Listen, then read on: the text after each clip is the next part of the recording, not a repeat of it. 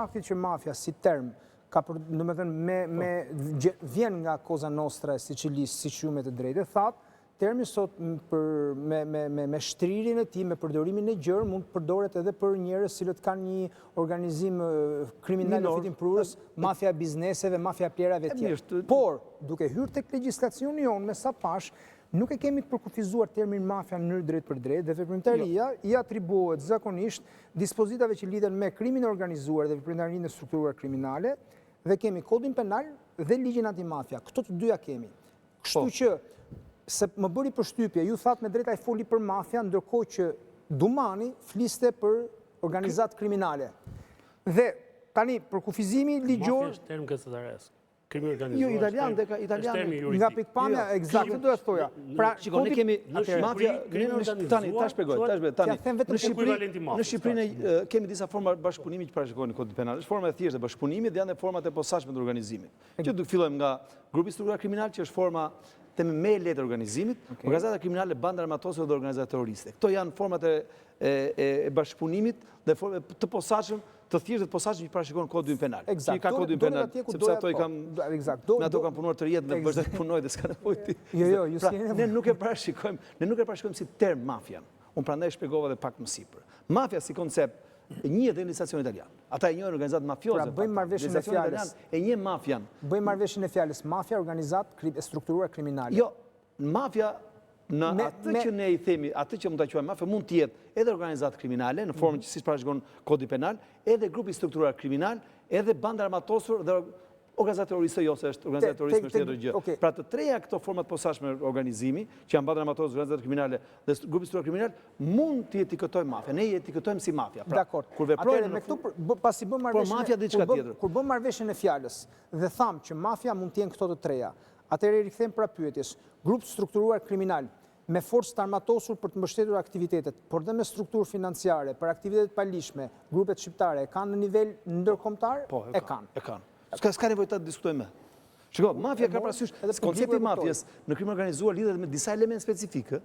Mafia është formë organizimi ose veprimtari kriminale që ka fitimin bazë. Pra fitimi, veprimtari kriminale i cili ka fitimin qëllimi kryesor. Çdo krim organizuar fitimi ka, por kjo ka dhe mafia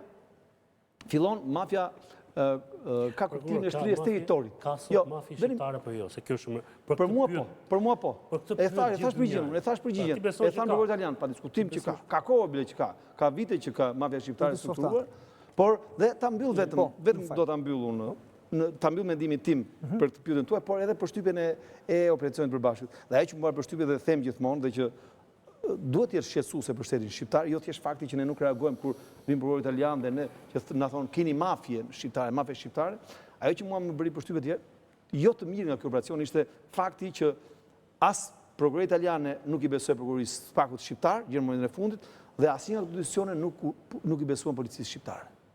Pra, e pranonin në mënyrë të natyrshme, të thjeshtë, sigurisht e njohej që policia shqiptare dhe nuk e ndam informacionin me policinë shqiptare të teshin, ndërkohë që policia shqiptare duhet të ishte organi kryesor në hetimin e çështjeve të tilla, duhet të jetë. Pse pastaj ta diskutojmë ku është. Po mua bëri përshtypje shumë softa. Shikoj, italianët në mënyrën kur flasin në veçanti këta lloj institucionesh, siç është prokuroria, nuk gabojnë në mënyrën e termit përdorur. Ai nuk e përdori një herë, po e përdori disa herë dhe madje e përsëriti.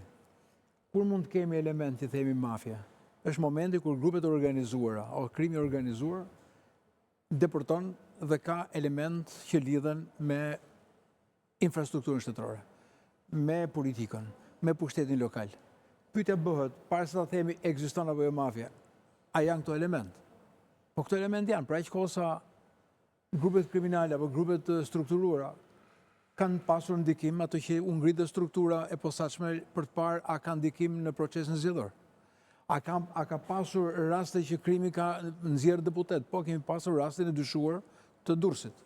Kemi rastin e lidhjeve me ndërhyrje në struktura, siç është rastet e punojësve në administrat, ku përdorimi i tyre o investimi për ata ka qenë në prodhimin e produktit të marrjes së tendrave shtetëror, të tendrave publik. Pra të gjitha këto, ose marrjet e lejes ndërtimit, këta grupe, kanë gjetur format korruptive për t'i marrë këto leje të ndërtimit. Pra ndërhyrja, e cila mund të devijojë demokracinë, që mund të devijojë institucionet, që mund të ketë ndikime të paligjshme në këta institucione vendimarrëse që vijnë nga vota e lirë e qytetarëve shqiptar, patjetër kjo është forma që themi është mafje. Pastaj, e kemi ne në konceptin ton, e kemi ne në kodin penal, apo e kemi ne se si duhet ta përcaktojmë. Këtu ishte diferenca midis atij që thoshte mafia shqiptare dhe midis prokurorisë në mënyrën më të kujdesshme të asaj që thoshte është internacionalmente enorme, është ndërkombëtarisht gjigande.